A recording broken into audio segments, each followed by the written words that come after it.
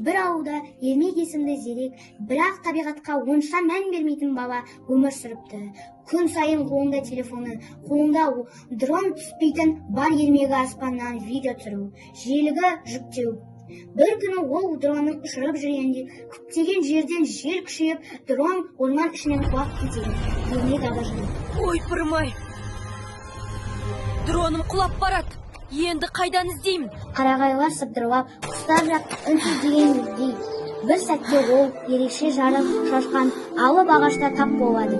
Ағаштың діңі алтын түсті, жапырағы күміс секілді сыңғырлайды. Кенет ағаштың ішінен жұмсақ терең дауыс естіледі. Сиқырлы ағаш. Сен мені бірінші рет көріп тұрсың.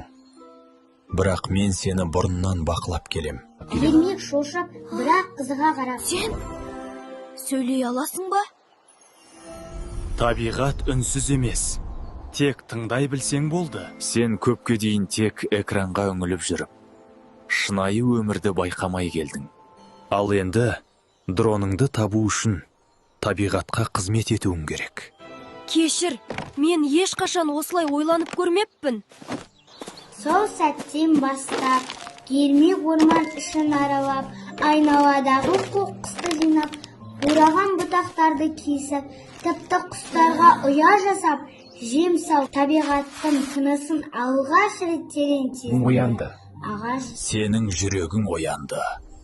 Енді сен табиғаттың доссың. Эко-батыр Ермек.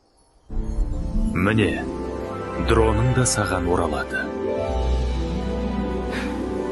Сол күннен бастап Ермек ауылда таза әлем аты эко-бұрыш ашып, балаларды табиғатты сүюге, таза ұстауға баули бастады.